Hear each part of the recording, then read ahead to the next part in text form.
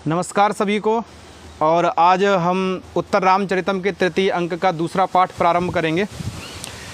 किसी कारण से 2 दिन हम इसको नहीं पढ़ पाए, आज इसको विधिवत आज से प्रारंभ करेंगे।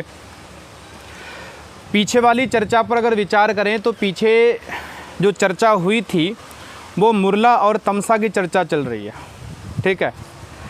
तो उसमें एक श्लोक किया था कि पुटपाक प्रतीकाशो रामस्य करुणो रसः, और आज उसी बात को फिर आगे जो है, क्योंकि मुरला उस बात को कहा था, मुरला ने उस श्लोक को कहा था, और आज भी जो है आगे भी क्या कर रही है, मुरला ही उस बात को कहेगी, ठीक है। तो चलिए आज हम इसको आगे प्रारंभ करते हैं। देखिए उसको कहते कि तेन च तथा विद इष्ट जन कष्ट विनिपात जन्मना प्राकृष्ट गदगदेन या प्राकृष्टता गतेन, दोनों प्रकार के जो हैं वो प्रयोग मिलता है। प्राकृष्ट गदगदेन या प्राकृष्टता गतेन दीर्घ शोक संतानेन परिक्षीणो रामभद्र। सीधी सी बात है, ये तो आपको पता है कि रामभद्र जो हैं वो दंडकारण्य में गए हैं, और दंडकारण्य में जाने के बाद शंबुक का वध करेंगे। शंबुक का वध करेंगे तो फिर सीधी सी बात है कि वहाँ पर पंचवटी में जो वो सीता के साथ रहे हैं, तो सीता के साथ रहने पर जो उनकी लीलाएं हैं, जो उनकी क्रीडाएं हैं, उसको भी देखेंगे, और उनको देखने के बाद उनके मन में पुराने के जो संस्कार हैं वो उद्बुद्ध हो जाएंगे, उससे वो परेशान रहेंगे।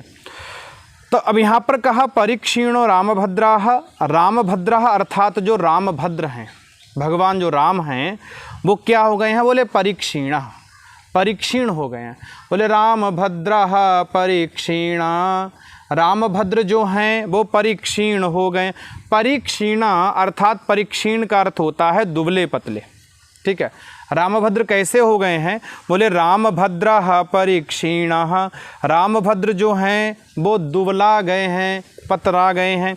अब क्यों दुबले पतले हो गए हैं, ये बात तो आपको मालूम है कि सीता के निर्वासन के आज 12 वर्ष हो चुके हैं, और 12 वर्ष होने के बाद जो रामभद्र हैं 12 वर्ष के बाद दंडकारण्य में गए हैं, तो 12 वर्ष का जो शोक संताप है, उस शोक संताप के कारण रामभद्र की भी स्थिति वैसी हो गई है जैसी सीता की है, ठीक है।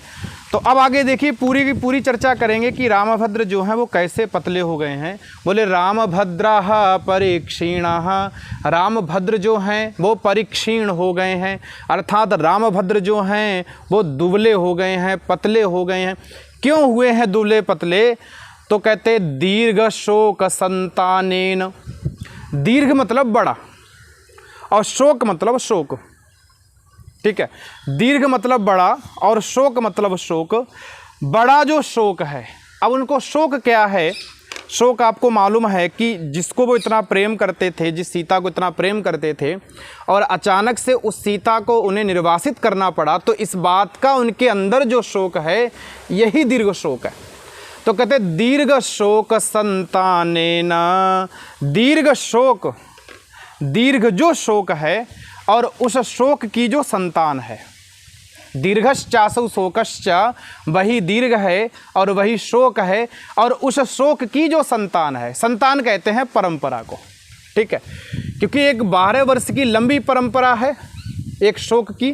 बोले दीर्घ शोक संतानेन, तृतीया विभक्ति है हेतु के कारण से। बोले दीर्घ शोक संतानेन अर्थात शोक की जो बहुत लंबी परंपरा है। दीर्घ मतलब लंबी, शोक मतलब शोक, और संतान कहते हैं परंपरा। बोले शोक की जो बहुत लंबी परंपरा है, उस परंपरा के द्वारा परीक्षीणो रामभद्राः, रामभद्र जो हैं वो दुबले हो गए हैं, रामभद्र जो हैं वो पतले हो गए हैं। क्यों हुए हैं पतले, क्यों दुबले हुए हैं, क्योंकि दीर्घ शोक संतान है, एक लंबी परंपरा है उनके सामने शोक की, ठीक है। अब शोक की परंपरा हुई क्यों है उसका कारण देंगे। अब याद रखना इस पूरी पंक्ति में जो पद तृतीया में हैं वो सब विशेषण बनेंगे दीर्घ शोक संतानेन का, ठीक है। और परीक्षीणा रामभद्रा, ये तो कहा ही गया कि रामभद्र पतले हो गए हैं, और दीर्घ शोक संतान के सारे विशेषण बनेंगे। तो पहला विशेषण दिया है, बोले तथा विद इष्ट जन कष्ट विनिपात जन्मना, तथा विधेष्ट जन कष्ट विनिपात जन्मना, तथा विध, तथा मतलब तथा विध मतलब वैसे, वैसे मतलब ऐसे कि जैसा कोई नहीं है, इस प्रकार के। तथा विध बोले वैसे और इष्ट जन। इष्ट मतलब जो प्रिय है और जन मतलब व्यक्ति। तथा विध जो इष्ट जन है, ठीक है भाई। राम का इष्ट जन कौन है? तो राम का इष्ट जन सीता है, ठीक है। तो तथाविध मतलब वैसे जो इष्टजन हैं, इष्टजन मतलब जो प्रियजन हैं, और प्रियजन कैसे हैं? बोले वैसे हैं जैसा कोई और नहीं है, ठीक है। बोले इष्टजन वैसे हैं जैसा कोई और नहीं है। तो तथाविध इष्टजन अर्थात उस प्रकार का जो इष्टजन है, दोनों में कर्मधारय समास करेंगे। तथा विधा इष्टजनाः, उस प्रकार का जो इष्टजन है जैसा और कोई नहीं है। और इष्टजनस्य कष्ट विनिपाताः, इष्टजन का जो कष्ट है भाई, सीता का जो कष्ट है, और उस कष्ट के द्वारा जो विनिपात है, उस कष्ट के द्वारा उत्पन्न जो विपत्ति है, ठीक है। तो इष्टजन का जो कष्ट है, इष्टजन हो गई सीता, और उनका जो कष्ट है, उनका कष्ट है उनका निर्वासन, और उस निर्वासन से उत्पन्न जो विनिपात है अर्थात जो विपत्ति है, और उस विपत्ति से अर्थात तस्मात् जन्म यस्य, उस विपत्ति के कारण से जन्म हुआ है जिसका, किसका हुआ है जन्म? तो दीर्घ शोक संताप, संतान का, ठीक है। तो ये जो शब्द है ये विशेषण बनेगा दीर्घ शोक संतान का, कि वो लंबा जो शोक की परंपरा है वो कैसी है? बोले तथाविध अर्थात उस प्रकार का जो इष्ट जन है, जैसा अन्य कोई इष्टजन नहीं होता, ऐसा जो इष्टजन है अर्थात ऐसा जो प्रियजन है, उस प्रियजन का जो कष्ट है, उस कष्ट की जो विपत्ति है, उस विपत्ति से उत्पन्न हुआ है जो, ठीक है। तृतीया में हो गया जन्मना, अर्थात ऐसे उत्पन्न होना, उस उत्पन्न होने वाले के द्वारा। और वो कौन है? बोले दीर्घ शोक संतानेन, वो दीर्घ शोक संतान है। कौन कह रही? मुरला कह रही इस बात को, और कहते विप्रकृष्टता गतेन, और वो सामान्य नहीं है भाई। जो शोक है ऐसा नहीं है कि आज एक शोक है फिर चला गया फिर दूसरा आ जाएगा, नहीं।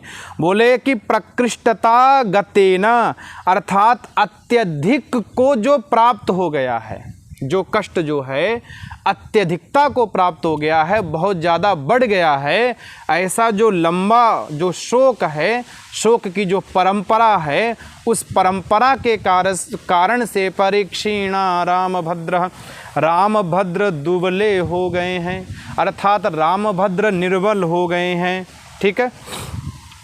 रामभद्र जो हैं वो निर्बल हो गए हैं, अर्थात उनके पास अब बल खत्म हो गया है, बड़े दुबले पतले हो गए हैं। और ये बिल्कुल एक प्रैक्टिकली बात है गुरु, किसी से तुम इतना चाहो और वो छोड़ के चले जाए तो दुबला जाओगे। तो वही कह रहे हैं, बोले तथा विदिष्ट जन कष्ट निपात जन्मना अप्रकृष्टता गतेन दीर्घ शोक संतानेन परीक्षीणो रामभद्राः, अर्थात रामभद्र परीक्षीण हो गए हैं। आगे कहते हैं, बोले तम अवलोक्य कंपितम इव कुसुम समबंधनम में हृदयम। तम मतलब उसको, अर्थात उसको किसको? रामभद्र को, क्योंकि रामभद्र की चर्चा है गुरु, तो रामभद्र का ही नाम लिया जाएगा। बोले तम अर्थात रामभद्र को, वो जो रामभद्र है उन रामभद्र को अवलोक्य अर्थात देख कर, अवलोक्य में जो है अवपूर्वक लोचरी धातु से त्वा के स्थान पर लेप हो जाएगा, अर्थ निकलेगा देख कर। अवलोक्य मतलब देख कर, तम अवलोक्य अर्थात उन रामभद्र को देख कर, ठीक है। क्योंकि मुरला को ये तो आपको पता है कि मुरला को भेजा गया था लोपामुद्रा के द्वारा, और लोपामुद्रा जो है वो कौन है? अगस्त्य की पत्नी है। तो महर्षि अगस्त्य की जो पत्नी हैं उनका नाम लोपामुद्रा है, और लोपामुद्रा के द्वारा भेजा गया था मुरला को। किसके पास मुरला को भेजा गया था? तो कहते हैं मुरला को भेजा गया था गोदावरी के पास, ठीक है। अब गोदावरी के पास अगर मुरला को भेजा गया है तो फिर आगे कह रहे, बोले तम अवलोक्य, तम अवलोक्य, तम मतलब उसको, और अवलोक्य मतलब देखकर। अब अवलोक्य तो कह रहे तम मतलब उसको, अब इसको किसको, तो गोदावरी ने ये कहलवाया है मुरला से, बोले तम अर्थात उसको, किसको, रामभद्र को, अवलोक के मतलब देखकर, अर्थात रामभद्र को देखकर। तो अवलोक के कहाँ का रूप है, अवपूर्वक लोचरी धातु का त्वा के स्थान पे क्या हो गया है, लेप। अवलोक के मतलब देखकर, किसको देखकर, रामभद्र को देखकर। आगे कहते बोले कंपितम इव कुसुम समबंधनम में हृदयम, में मतलब मेरा, हृदय मतलब हृदय, ठीक है। तो में कहाँ का रूप है, मम के स्थान पर में आदेश होता है, इतना याद रखना। द्वितीया, चतुर्थी और षष्ठी एक वचन में क्या आदेश हो जाता, में, ठीक है। तो में मतलब मेरा और हृदय मतलब हृदय। बोले मेरा हृदय तम अवलोक्य, रामभद्र को देखने के बाद मेरा जो हृदय है वो कैसा है हृदय, तो कहते कुसुम बंध, कुसुम सब बंधनम, कुसुम मतलब फूल और सब मतलब तरह और बंधनम मतलब बंधन। बोले जिसका बंधन जो है वो फूल की तरह है, जैसे फूल नहीं जुड़ा होता डंठल से, थोड़ा सा हाथ लगाओ और टूट जाता है, ऐसे ही मेरा हृदय कैसा है, बोले कुसुम के बंधन की तरह में हृदयम, मेरा जो है वो हृदय है। तो हृदयम का विशेषण क्या दिया है, कुसुम सम बंधनम, ठीक है, कि कुसुम के समान बंधन वाला जो मेरा हृदय है, बोले कंपितम एव, कांप सा गया है। हमने पहले राम को देखा तो बढ़िया सिक्स पैक थे, बढ़िया बॉडी सोडी थी, 18 का डोला था, ठीक है अनुज भाई साहब, 18 का डोला था। तो लोपा मुद्रा ने कहलवाया है मुरला से कि देखो मेरा जो हृदय है फूल के समान, और मैंने जब रामभद्र को ऐसी दुर्बल अवस्था में देखा तो मेरा हृदय जो था वो कैसा हो गया है, कांप गया है, कंपितम इब, अर्थात कांप सा गया है। और क्या है, और अभी क्या है, क्योंकि रामभद्र जो हैं वो दंडकारण्य में आए हैं शंबूक का वध करने के लिए। अब शंबूक का वध करेंगे और दंडकारण्य में ही पंचवटी है, तो पंचवटी में वो सीता के साथ रहे हैं, लेकिन अब सीता उनके साथ नहीं रहती है क्योंकि सीता को तो उन्होंने निकाल दिया है, ठीक है। अब सीता रहती नहीं और इस बात को हो गए 12 वर्ष, अब 12 वर्ष हो गए हैं, और अगर श्री राम वहाँ पर पंचवटी में उन सारी की सारी चीज़ों को देखेंगे, भाई यहाँ बैठे गप्पे आते थे, यहाँ बैठ के चाउमीन खाते थे, यहाँ बर्गर खाते थे अनुज भैया, तो याद आएगी कि नहीं आएगी सीता की, और याद आएगी, और सीता के चक्कर में दुबले हुए और सीता की याद आएगी तो बताओ उनको अंदर से मूर्छा होगी कि नहीं होगी, बस इसी बात की संभावना कर रखी है। अब आगे देखिए, बोले अधुना चा, चा मतलब और, ठीक है, चा मतलब और, अधुना मतलब अब, ठीक है। अधुना चा और अभी अर्थात अब क्या हुआ है, बोले प्रतिनिवर्तमानेन रामभद्रेण नियतम एव पंचवटी बने बधू सह निवास विश्रम्भ साक्षिणः प्रदेशः द्रष्टव्यः। चा मतलब और, अधुना मतलब अभी, और अभी क्या हुआ, क्योंकि शंबूक का वध हो चुका है और रामभद्र कैसे हो रहे हैं, बोले प्रतिनिवर्तमानेन रामभद्रेण, रामभद्रेण कौन सी विभक्ति है, 3-1, अर्थात रामभद्र के द्वारा। और रामभद्र कैसे हैं, बोले प्रतिनिवर्तमानेन, निवर्तमान मतलब लौटना, ठीक है, और प्रतिनिवर्तमान मतलब वापस लौट जाना, ठीक है। प्रतिनिवर्तमानेन रामभद्रेण, वापस जाते हुए रामभद्र के द्वारा, ठीक है, वापस जाते हुए रामभद्र के द्वारा, बोले प्रदेशाः द्रष्टव्याः, बिल्कुल अंतिम में आ जाओ पंक्ति में, प्रदेशाः द्रष्टव्या, नहीं इसी पूर्ण विराम जहाँ लगा वहीं देखो, प्रदेशा मतलब प्रदेश, द्रष्टव्या मतलब देखे जाएंगे या देखे जाने चाहिए। बोले रामभद्रेण प्रतिनिवर्तमानेन प्रदेशाः द्रष्टव्या, ऐसे रामभद्र के द्वारा प्रदेश देखे जाएंगे। और वो प्रदेश कहाँ के हैं, तो कहते पंचवटी वने, पंचवटी वने। भाई रामभद्र जब लौटेंगे गुरु तो रास्ते में जिस ट्रेन से जाएंगे वहाँ पंचवटी पड़ेगा, और पंचवटी पड़ेगा तो पंचवटी में जो वन हैं, उन वन में जो प्रदेश हैं अर्थात स्थान हैं, वो क्या किए जाएंगे? बोले देखे जाएंगे। किसके द्वारा देखे जाएंगे? रामभद्र के द्वारा देखे जाएंगे। और वो प्रदेश कैसे हैं? तो इसका विशेषण दिया। क्या विशेषण दिया? देखो, बोले बधू सह निवास विश्रम्भ साक्षिणः। बधू मतलब बधू, और राम की बधू कौन है? सीता। तो बधू सह, सह मतलब साथ, तो बधू सह मतलब हुआ बोले बधू के साथ, निवास मतलब निवास। ठीक है, बोले बधू के साथ जो रहे हैं, बोले ऐसे जो विश्रम्भा, अर्थात बधू के साथ जो निवास किया, और निवास में ये विश्रम्भा जो विश्वास है, अर्थात निवास के समय उन्होंने जो जो कार्य किया, उन विश्रम्भ का अर्थ होता है कार्य, लीलाएं। ठीक है, भगवान ने जो जो लीलाएं की, ठीक है, जो जो कार्य किए, ठीक है, बोले उनके जो साक्षिणा अर्थात साक्षी हैं। भाई उन लीलाओं को देखने वाले, उन लीलाओं के जो साक्षी हैं, वो साक्षी क्या हैं? बोले प्रदेशाः, वो प्रदेश साक्षी हैं। तो बधू सह निवास, बधू के साथ जो रहे, समास करेंगे बध्वा सह निवासे, अर्थात बधू के साथ जो निवास है और उस निवास में जो विश्रम्भ हैं, अर्थात उस निवास में जो क्रीडाएं हैं, उन क्रीडाओं को तेसाम साक्षिणाः, उन क्रीडाओं को जो देखने वाले हैं। ठीक है, उन क्रीडाओं को जो देखने वाले हैं कौन है? बोले प्रदेशाः।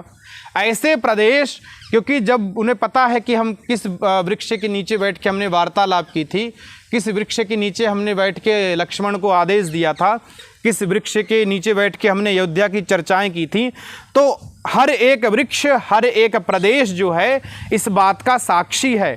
भले उस निर्जन पंचवटी में कोई मनुष्य साक्षी रहा हो या ना रहा हो, लेकिन प्रदेश वो हैं जो साक्षी हैं।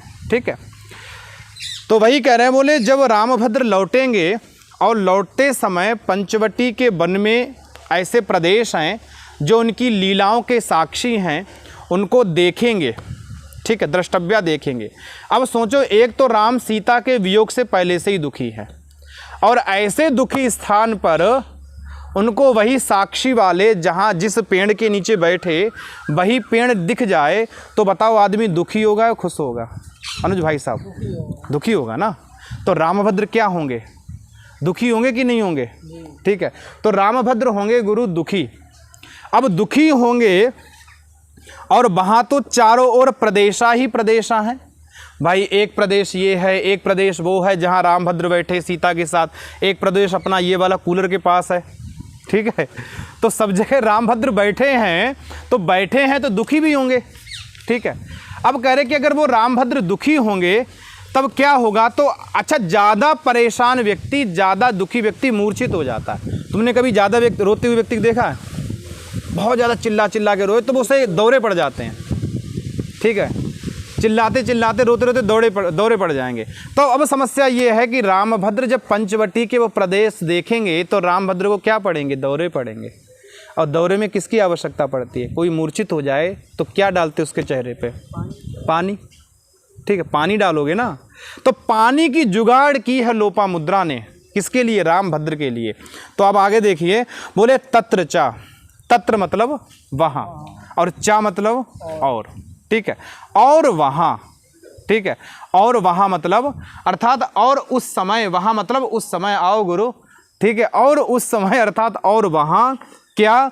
बोले निसर्गधीरस्यपि एवं विधायाम अवस्थायाम अति गंभीरा भोग शोक क्षोभ संवेगात् पदे पदे महाप्रमादानि शोकस्थानानि शंकनीयानि। ये पूरी एक, इतना यहाँ तक क्या होगा? ये एक पूरा वाक्य हो गया। ठीक है, देखो, बोले तत्र मतलब ऐसी पंचवटी में। ठीक है, उस समय वहाँ क्या होगा? बोले निसर्ग धीरस्य। वैसे तो राम कैसे हैं? निसर्ग धीर हैं। निसर्ग मतलब स्वभाव, और धीर मतलब गंभीर। तो निसर्ग मतलब स्वभावता गंभीर हैं। वैसे तो राम के बारे में कहा जाता है कि राम तो स्वभाव से ही कैसे हैं, गंभीर हैं। रावण को ही मारा था तो मुस्कुराए नहीं थे, हपक के दिया था सीधा बाण, ठीक है।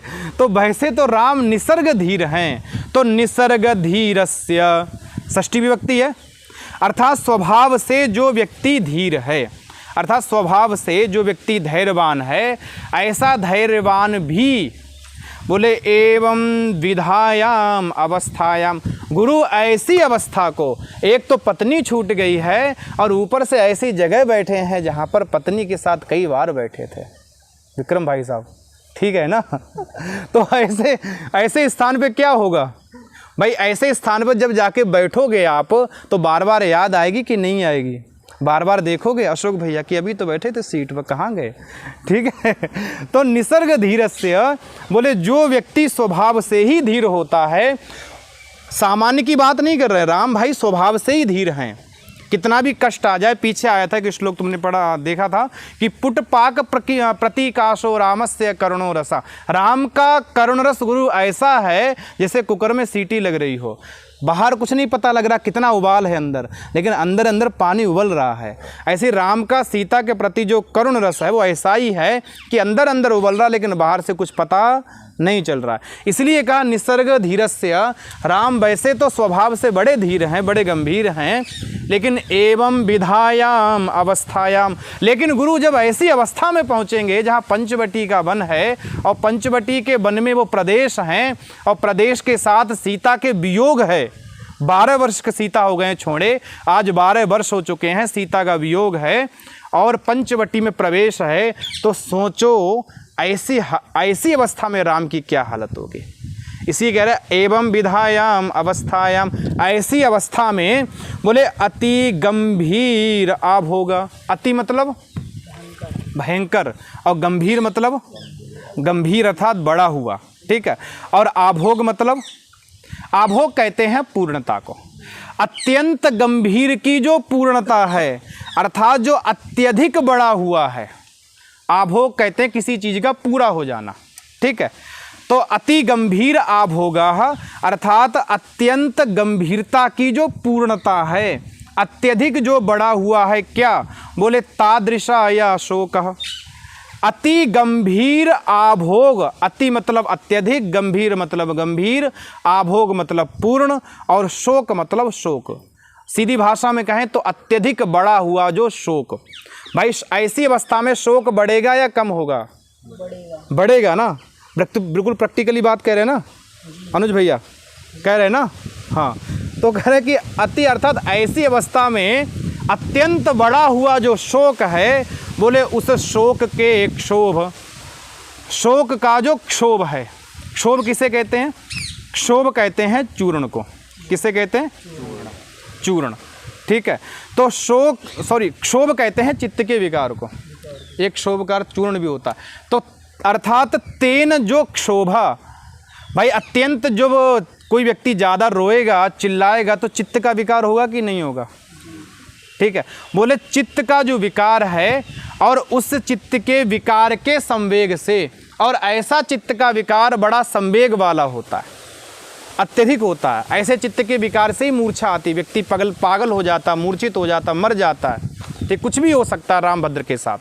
तो कहते हैं ऐसे शोक का जो क्षोभ है, जो चित्त का विकार है, उस चित्त के विकार के संवेगात संवेग से, बोले पदे पदे, पदे पदे अर्थात प्रत्येक पद पर, कदम कदम पर, जितने शोक, जितने भाई सीता के साथ बैठ के जो स्थान हैं, जो प्रदेश हैं, वो हर एक जगह हैं पंचवटी में। तो पदे पदे अर्थात प्रत्येक पद पद पर महाप्रमादानी शोकस्थानी, शोकस्थानानी, ठीक है, शोकस्थानानी है ना, हाँ, शोकस्थानानी, बोले शोकस्थानानी, महाप्रमादानी, बोले महाप्रमादों से युक्त, महाप्रमादों से युक्त क्या है? बोले शोक स्थानानी, शोक के स्थान हैं। वो पंचवटी के प्रदेश नहीं है गुरु, राम के लिए शोक के स्थान हैं। राम जैसे जैसे नीम का और बरगद का पेड़ देखेंगे वैसे वैसे उनका शोक बढ़ेगा, ठीक है, तो शोक के वो क्या हैं, स्थान हैं। और स्थान इसलिए क्या है, बोले आशंकनीयानि, उनको शोक का स्थान मानना चाहिए। ठीक है, ये कहलवाया किसने है, लोपामुद्रा ने। किसके माध्यम से कहलवाया है, मुरला के माध्यम से। मुरला उसकी एक कोई दासी वासी होगी। और किसके लिए कहलवाया है, गोदावरी। और गोदावरी क्या है, नदी है। अब सोचो, गोदावरी को ये बात इसलिए कहलवाई कि राम जब जब मूर्छित हों गुरु, तब तक तुम्हें क्या करना है, जल छिड़कना है। ठीक है, इसलिए ये बात कहलवाई जा रही है कि राम मूर्छित होंगे, पक्का पता था लोपामुद्रा। और लोपामुद्रा किसकी पत्नी है, महर्षि अगस्त्य की। ठीक है, अब आगे देखिए, बोले शंकनीयानि, शंका करनी चाहिए। बोले तद भगवती गोदावरी, तद मतलब इसलिए, भगवती अर्थात भगवती, गोदावरी हे गोदावरी भगवती, इसलिए त्वया तत्र भवत्या सावधानया भवितव्यम। त्वया मतलब तुम्हारे द्वारा। कहाँ का रूप है त्वया, कौन सी विभक्ति, कौन सा वचन है, हाँ त्वया, 3 1, ठीक है, तुभ्यम बनता 4 में। त्वया तत्र भवत्या, इसलिए आपके द्वारा, कैसा, बोले सावधानया, सावधान रहना चाहिए। गुरु तुमने सावधानी गड़बड़ कर दी तो रामभद्र के प्राण जा सकते हैं।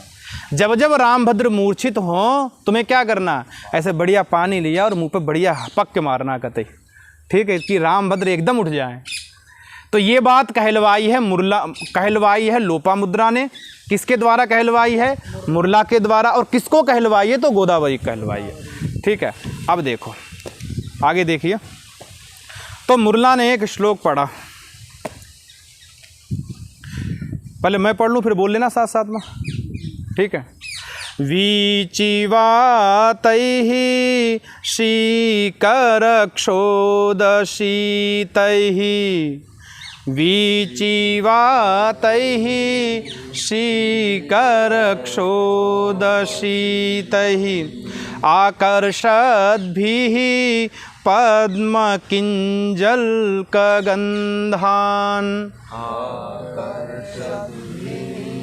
पद्मकिञ्जल्कगन्धान्, मोहे मोहे रामभद्रस्य जीवं, मोहे मोहे रामभद्रस्य जीवं, स्वैरं स्वैरं प्रेरितैस्तर्पयेति, स्वैरं स्वैरं प्रेरितस्तर्पयेति। बोले मोहे मोहे रामभद्रस्य जीवम। बोले गुरु ऐसी अवस्था जब आएगी, जब रामभद्र वहाँ पंचवटी में पहुँचेंगे और ये सब स्थान जब देखेंगे, तो मोह होगा कि नहीं होगा, मूर्छा होगी कि नहीं होगी। मोहे मोहे, और किसकी मूर्छा है, रामभद्रस्य। किसकी मूर्छा है, रामभद्र की। ये बात पहले ही कह दी थी। बोले रामस्य करुणो रसा, ये पहले ही बता दिया था भवभूत ने, गुरु राम का करुण रस आने वाला है। अब तक सीता मूर्छित हुई हैं, लेकिन अब कौन होगा, राम की बारी है। ठीक है, तो मोहे मोहे रामभद्रस्य, बोले रामभद्रस्य, रामभद्र के, षष्ठी है ना, मोहे मोहे अर्थात मूर्छित होने पर। और मोहे मोहे कितनी बार प्रयोग किया है, 2 बार। जब 2 बार किया जाए तब क्या माना जाता है, बीप्सा। क्या मानी जाती है, बीप्सा अर्थात व्याप्ति। और बीप्सा में द्वित्व होता है, हाँ बीप्सा में द्वित्व होता है। किस सूत्र से होता है, नित्य बीप्सयोः। ठीक है, नित्य बीप्सयोः अर्थात बीप्सा में क्या हो जाता है, द्वित्व हो जाता है। तो मोहे मोहे अर्थात प्रत्येक मोह मोह पर। जब जब गुरु राम मूर्छित हों, रामभद्रस्य, बोले जब जब गुरु रामभद्र जो मूर्छित हों, तुम्हें क्या करना है, बोले जीवम तर्पयेति। जीवम अर्थात जीवन को क्या करना, बोले तर्पय, तर्पण करना है गुरु, जीवन को होश में लाना है। किसने कहा है, मुरला कह रही है, गोदावरी को कहने जा रही है कि हे गोदावरी, क्योंकि गोदावरी पंचवटी में बहती है। हे गोदावरी, जब जब रामभद्र मूर्छित हों तब तब तुम्हें क्या करना है, पानी का छिड़काव करके उनको मूर्छित से हटाना, उनकी मूर्छा को दूर करना है। इसलिए कहा मोहे मोहे राम भद्रस्य जीवम, और तर्पय अर्थात उनको तृप्त करना है, उनको जागृत करना। अब ये एक तरीका हो सकता है जीवित करने का रामभद्र को मूर्छा से, कि गोदावरी बाल्टी भरें या ट्यूबवेल लगाएं और पूरी पाइप रख दें लाके, आदमी अपने आप उठ जाएगा, इतनी बड़ी पाइप रखी जाएगी। लेकिन ना भाई, लोपा मुद्रा बड़ी बुद्धिमत ऋषि की पत्नी है, तो कुछ तो दिमाग उसके अंदर भी होगा ही अपना। उसने बड़ा अच्छा कहा, बोले ऐसे नहीं करना है जीवित। ठीक है, अब पूरी बात बताइए कैसे। बोले वीचिवातैः शीकर क्षोदशीतैः, शीकर क्षोदशीतैः। शीकर कहते हैं जल की बूंदों को, ठीक है, जल की बूंदों क्या कहते हैं, शीकर। और शीकराणाम क्षोदः, शीकर क्षोदा, बोले जल की बूंदों में भी जो चूर्ण बन गया है। तुमने वो पंखा देखा, वो पंखे के आगे पानी होता और हवा आगे फिर वो उड़ता बढ़िया, बिल्कुल पतली पतली बूंदें, बस बई पंखे वाली बात कर रही है। ठीक है, तो शीकर मतलब जल की बूंदें, और बूंदें भी कैसी, बोले क्षोद, अर्थात बूंदों का जो चूर्ण है, ठीक है, उसे क्या कहा, क्षोद। बोले शीकर क्षोद अर्थात जो बूंदें हैं और बूंदों का जो चूर्ण है, उस चूर्ण के द्वारा शीत ही, जो शीतल है। ठीक है, उन चूर्णों के द्वारा जो शीतल है। ऐसा नहीं कि तुम बिल्कुल बूंदें ऐसे छिड़क दी ना, बूंदों का भी चूर्ण बनाओ और उन चूर्णों के द्वारा शीतल करना, कि राम गीले भी ना हो और होश भी आ जाए। ठीक है, आगे इसका एक विशेषण दिया, ये खुद विशेषण है। अब ये विशेषण बनेगा गुरु, देखो किसका, वीचिवातैः, किसका विशेषण है, वीचिवातैः। वीची किसे कहते हैं, वीची कहते हैं तरंगों को। और वीचिवातैः अर्थात वीची संसृष्टा वाता, अर्थात वीचियों तरंगों से मिली झुली जो वात है, वात मतलब हवा, हवा वायु है हवा। ठीक है, तो वीची वात अर्थात वीची संसृष्टा वाता वीची वाता तई वीची वातई। बोले तरंगों से जो मिली हुई हवा है उसे क्या कहेंगे, वीची वाता। ठीक है, और तृतीया बहुवचन में क्या बन जाएगा, वीची वातई। समास हो जाएगा शाक पार्थिवादि नाम से। ठीक है, संसृष्टा का लोप हो जाएगा, वीची वात बचेगा मात्र। तो वीची वातैः अर्थात तरंगों से युक्त जो पवने हैं। अब गुरु तरंगों से निकली हुई पवने होंगी तो अपने पास जल की जो बूंदें उनको लाएंगी ना। बोले जल की बूंदें लानी तो कैसे लानी है, बोले शीकर क्षोद शीतैः। जल की जो बूंद है उस बूंद का जो चूर्ण है उस चूर्ण को लेके आना है। वो बीची बात कैसी होनी चाहिए, बोले उन चूर्णों के द्वारा शीतल होनी चाहिए। ठीक है, ऐसा नहीं पूरी बाल्टी जाके उड़ेल दो, ऐसे काम नहीं चलेगा। बोले बीची वातैः शीकर क्षोद शीतैः। और कैसा, बोले आकर्षद्भिः, आकर्षित करना अर्थात फैलाना, फैलाते हुए, आकर्षद भी फैलाते हुए, गच्छद भी क्या अर्थ हुआ, जाते हुए। कौन सा प्रत्यय हुआ इसमें, क्षत्रिय प्रत्यय। ठीक है, तो आकर्षद भी बोले फैलाते हुए, क्या फैलाना है, तो कहते पद्म किंजल्क गंधान। पद्म किसे कहते हैं, पद्म कहते हैं कमल को। और किंजल्क कहते हैं कमल का जो पराग होता है, पराग को क्या कहते हैं, किंजल्क। ठीक है, तो किंजल्क कहते हैं जो पराग होता है उसको केसर कहा जाता है। तो कमल का जो पराग है या कमल का जो केसर है, पद्म मतलब कमल, किंजल्क हो गया उसका केसर या पराग, और उसकी जो गंध है, पराग की जो गंध है। आजकल कहेंगे, अगर आजकल का उपदेश होता तो कहते हैं ऐसा ले जाना गुरु, बोले वीची वातैः और फोग किंजल्क गंधान। ठीक है, बोले फोग का जो है ना, उसका जो पराग है उसकी गंध को आप साथ में लेके चलना। लेकिन पुराने समय की बात होता है, ऐसा तो नहीं बोल सकते, उसमें फोग नहीं था। आज होता तो कहते क्या चल रहा है, फोग चल रहा है। तो पद्म किंजल का गंधान, पद्म कहा है कमल को, और कमल का जो पराग है उसे क्या कहा गया, किंजल को, और उसकी गंधान उस गंध को आकर्षद भी अर्थात फैलाते हुए। हवाएं कैसी हों, बोले गुरु उनके साथ कमलों का जो पराग है उसकी गंध भी उनके साथ साथ फैल रही हो, ऐसी हवाएं हो। तो बढ़िया सेंट हो हवा में, सीधी बात ये है, और ठंडी ठंडी हवा हो एसी वाली, ठीक है, सीधी बात ये। पहली पंक्ति का अर्थ हो गया। अब देखो आगे, पर ये तो पता ही, बोले मोहे मोहे राम भद्रस्य, बोले अब ऐसी जो हवा है दो तरीके हो सकते हैं, या तो तूफानी हवा चला दी जाए, भाई ठंडी ठंडी तो है लेकिन तूफानी हवा है, ठीक है, उसमें फोग वाली सेंट तो आ रही है, सुगंधी तो आ रही है, लेकिन भयंकर हवा इतनी तेज चल रही है कि कुछ फ़ायदा नहीं सुगंधी का। तो कहते ना ऐसी हवा नहीं चलानी है। तो देखो कैसी चलानी है, बोले स्वैरम स्वैरम प्रेरितैहि, स्वैरम स्वैरम प्रेरितैहि, स्वैरम स्वैरम गुरु मंदम मंदम, धीरे धीरे धीरे धीरे, अनुज भैया बहुत धीरे धीरे, बढ़िया लगे। बोले स्वैरम स्वैरम अर्थात मंदम मंदम, धीरे धीरे, प्रेरितैहि चलने वाले। देखो तृतीया बहुवचन का है, किसका विशेषण बनेगा, वीचिवातैहि, ठीक है। देखो वीचिवातैहि का विशेषण है गुरु प्रेरितैहि, शीकर क्षोध शीतैहि और आकर्षद भी। ये सब किसके विशेषण है, वीचिवातैहि, ये सारे गुरु उसी के विशेषण है, ठीक है। तो वीचिवात कैसी होनी चाहिए, बोले स्वैरम स्वैरम, धीरे धीरे चले, ऐसा नहीं है कि हमारी टीन उड़ा दे, ठीक है, पता लगा टीन ही गायब हो गई जीने की।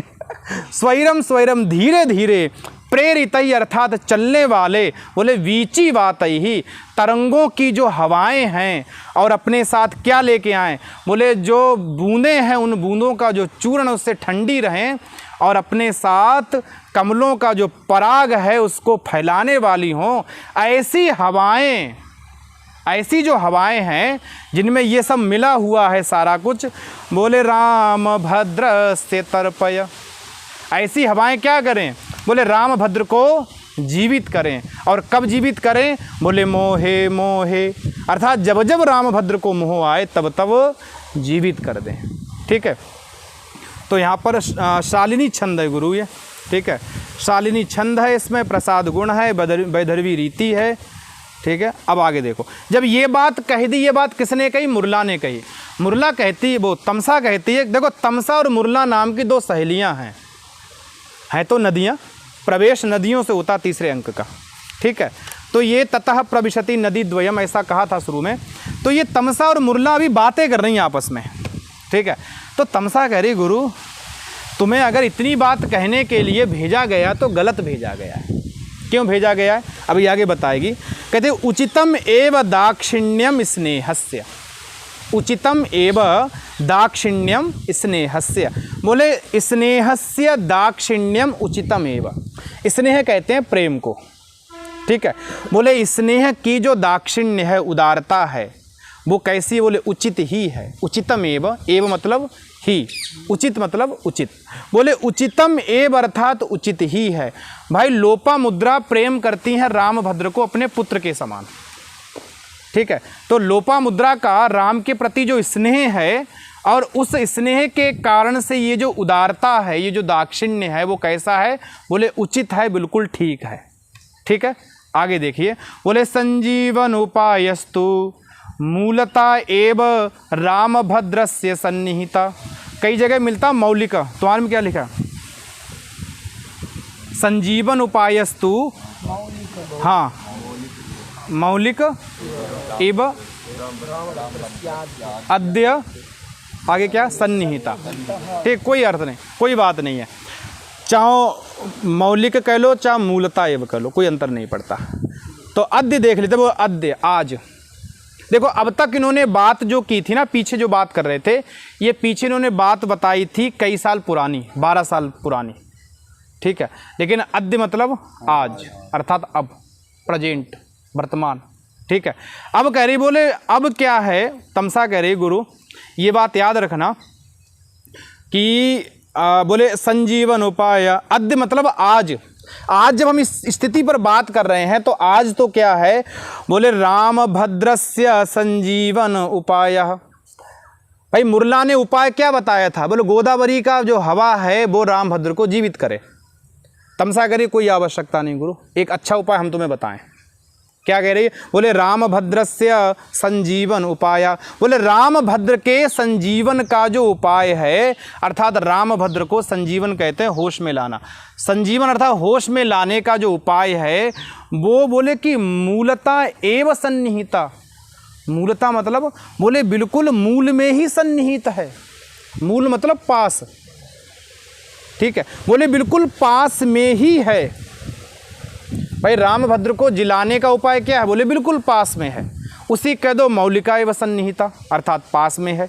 अच्छा, संजीवन प्लस उपाय, कौन सी संधि करेंगे, उपाय, संजीवन उपाय हो जाएगा गुण संधि। किस सूत्र से, आद्गुणा, ठीक है। तो संजीवन उपाय ऐसे प्रश्न दे देगा सीधा उठा के, बोले संजीवन उपाय, यहाँ पर संधि विच्छेद करो, ऐसे ही दे देगा उठा के। संजीवन उपाय संधि क्या होगी, दिख देगा वृद्धि संधि, गुण संधि, ठीक है, या फिर अयादि संधि, या क्या बोलते दीर्घ संधि। तो क्या लगाना है, गुण संधि। संजीवन उपाय तू मतलब निश्चय रूप से, बोले निश्चय ही रूप से रामभद्र से संजीवन उपाय, रामभद्र को जिलाने का गुरु जो उपाय है वो कैसा है, बोले सन्निहित एव, पास में ही रखा हुआ है, ठीक है। अब पास में रखा हुआ है, ये बात किसने कही, तमसा ने कही कि संजीवन उपाय जो है वो पास में रखा हुआ है। तो मुरला ने एक बात पूछी, बोले कथमिव, कैसे। भाई मुरला तो संदेश लेके आई गोदावरी को बताने के लिए तुम्हें ऐसे जिलाना है, और तमसा कह रही कि गोदावरी के पास जाने की आवश्यकता नहीं है, संजीवन उपाय राम को जिलाने का उपाय तो बिल्कुल पास में रखा है, मूल में ही है, बिल्कुल समीप में ही है। तो मुरला कह रही कथमिव, कैसे गुरु, ये कैसा उपाय है। तब बता रही, तमसा कह रही है, बोले तत् सर्वम श्रूयताम। तत् मतलब इसलिए, सर्वम मतलब सब, श्रूयता मतलब सुनो। अब वो तमसा जो है वो मुरला को सारी कहानी सुना रही है, ठीक है। तमसा क्या करेगी, मुरला को सारी कहानी सुनाएगी। तत्सर्वम श्रूयताम, सर्वम मतलब सब कुछ, श्रूयता मतलब सुनो, तत् मतलब वह। बोले इसलिए वह सब कहानी तुम सुनो। क्या कहानी सुनो, अब सुनाएगी। देखो हुआ क्या था, पहले 2 अंकों में कथा चल चुकी है। हुआ क्या था कि राम जब वहाँ से लंका से लौटे थे तो उनका राज्याभिषेक हो गया था। भाई 14 वर्ष तो भरत ने केवल खड़ाऊ रखे राज्य किया था ना, स्वयं गद्दी पर थोड़ी बैठा था।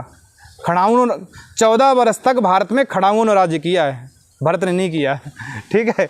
तो अब जब लौटे तो उनका राज्याभिषेक हो गया, भाई आए, उनको राजा बनाया। तब एक लोकापवाद ये चला कि भाई सीता जो है वो 1 वर्ष तक रह के आई रावण के पास, सीता की अग्नि परीक्षा होनी चाहिए। राम से किसी ने कहा तुम्हारी अग्नि परीक्षा हम करेंगे, सीता की जरूर कराएंगे, ठीक है।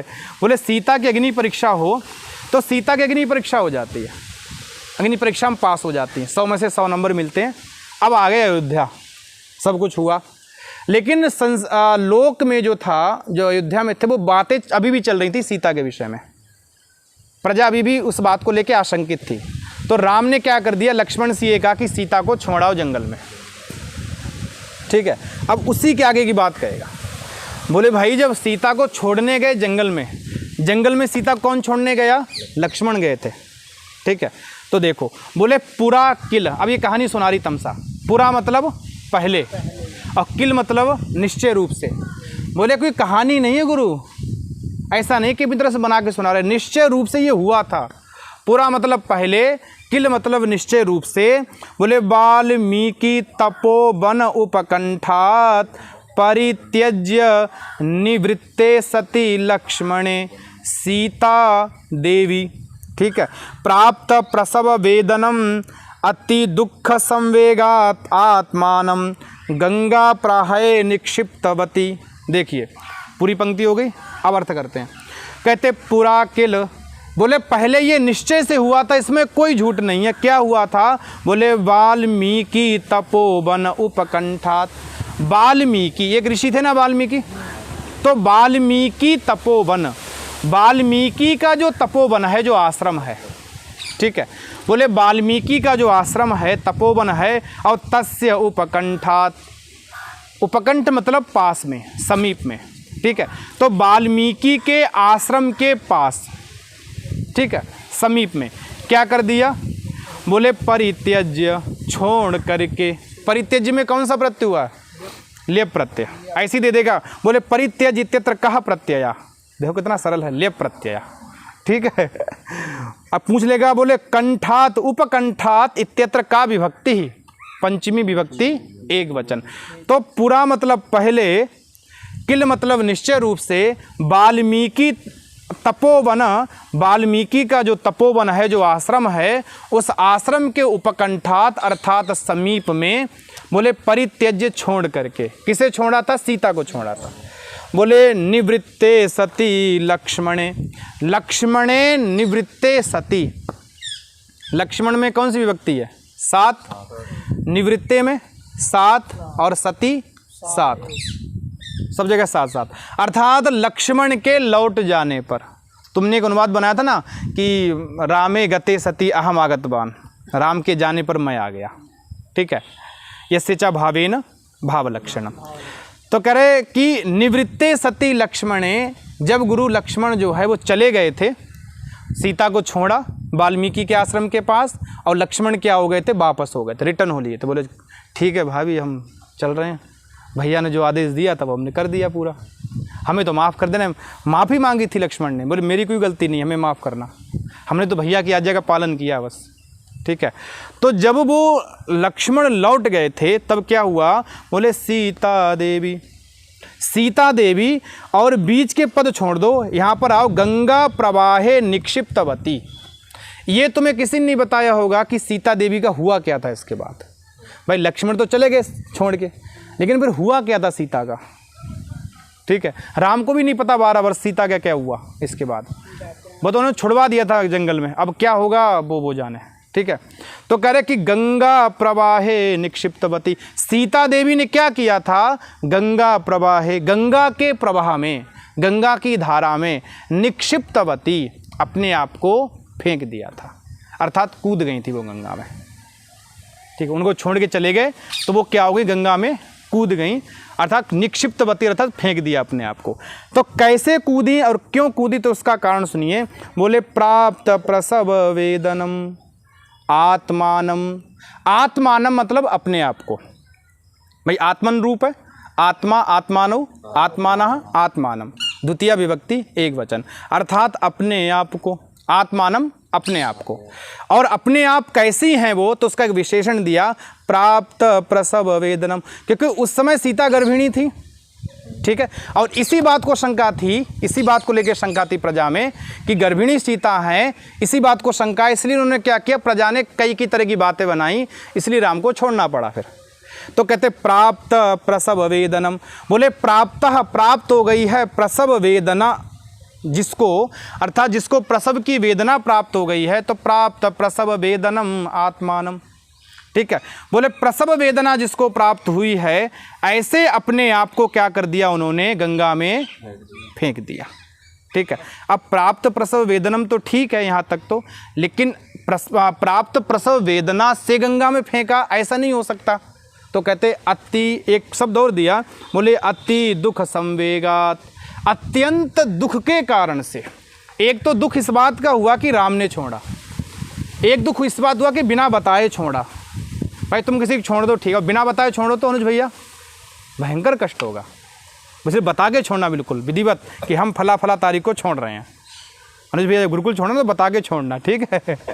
तो प्राप्त प्रसव वेदनम, अर्थात प्रसव वेदना तो प्राप्त हुई है उसको, वो तो ठीक है, लेकिन अति दुख संवेगात, अत्यंत दुख के संवेग के कारण से, एक तो प्रसव वेदना का दुख, एक राम ने छोड़ा इसका दुख, बिना बताए छोड़ा इसका दुख, कहीं आश्रम में छोड़ते तो सुखी रहती, जंगल में छोड़ा इसका दुख, अकेले छोड़ा इसका दुख, ठीक है, दुखी दुख, मतलब जिसने बिल्कुल राम का 14 वर्ष साथ दिया उसको अकेले राम ने छोड़ दिया, ठीक है। तो राम दोषी है ना अनुज भैया, है कि नहीं है?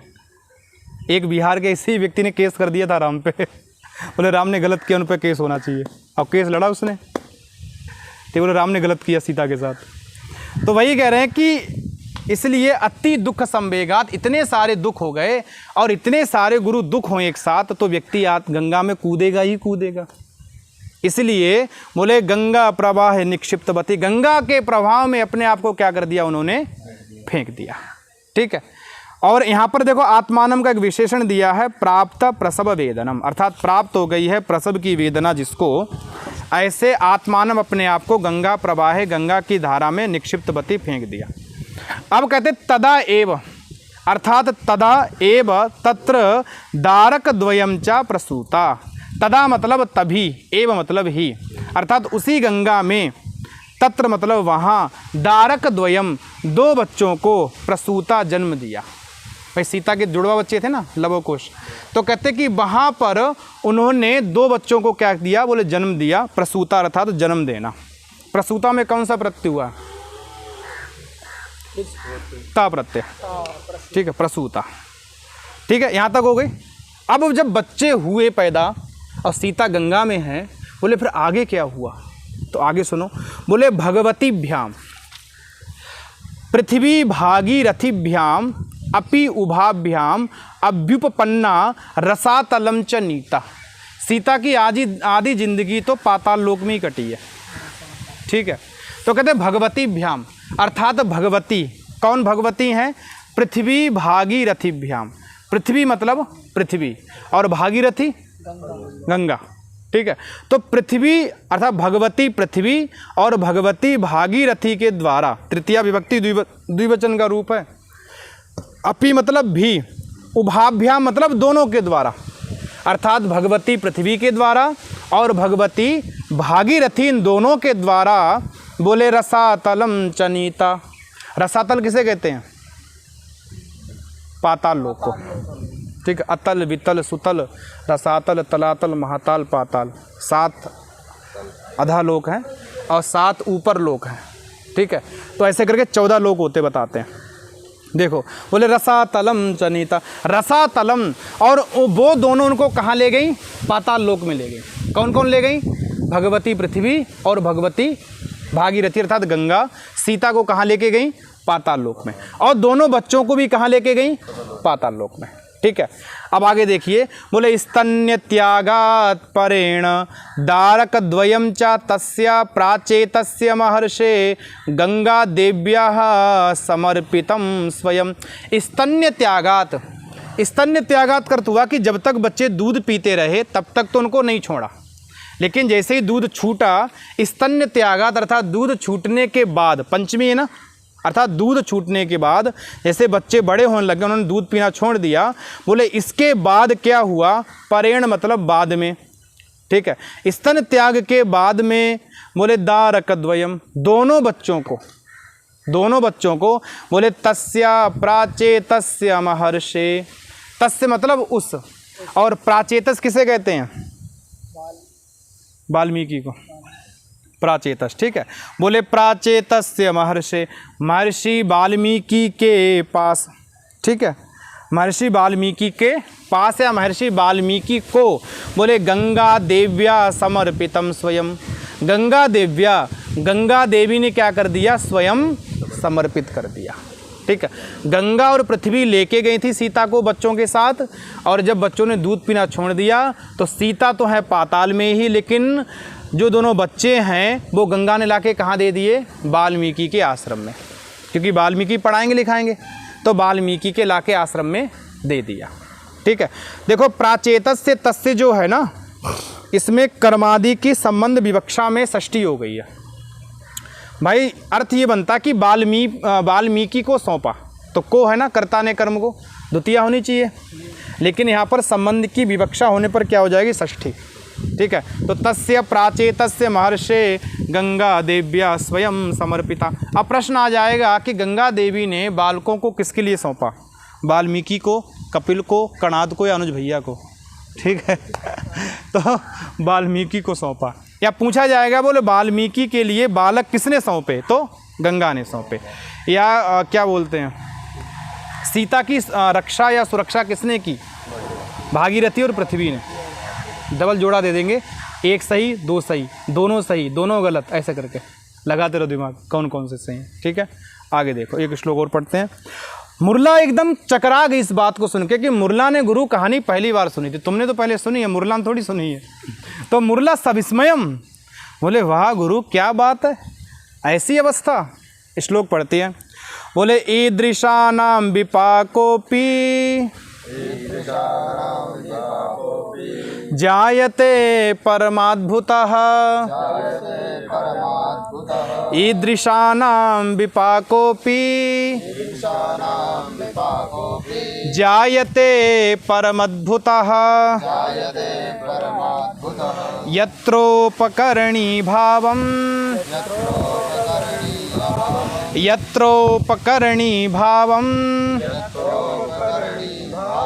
आयात्येवं विधो जनः। बोले ईदृशानां विपाकोपि, ईदृशानां विपाकः, ईदृशानां मतलब ऐसे लोग, कैसे लोग, सीता जैसे लोग। भाई विपाक कहते हैं परिणाम को, ठीक है। भाई सीता का परिणाम क्या हुआ अंतिम में, जंगल में छोड़ना, यही तो हुआ ना, दुखी तो हुआ ना। बोले गुरु ईदृशानाम, ऐसे सीता आदि का जो परिणाम है, जो विपाक है, जो फल प्राप्ति है, जो परिणाम है, बोले परिणाम अपि भी कैसा होता है, बोले परम अद्भुता जायते, बड़ा अद्भुत होता है। सीता का परिणाम भी कैसा हुआ, बोले परम अद्भुता, अत्यंत अद्भुत हुआ। ठीक है, जायते मतलब उत्पन्न होना, अत्यंत अद्भुत हुआ। अब इसमें अद्भुतता क्या है, आश्चर्य क्या है? देखो आश्चर्य ये है, सीता गंगा में कूदी, तुम गंगा में कूद के दिखाना, गुरु तैरना ना आए और सीता गंगा में कूद जाना, देखें कौन सी देवी तुम्हें बचाने आएगी। ठीक है, लेकिन सीता कूदी तो बचाने आई कि नहीं आई, ये अद्भुत है कि नहीं है।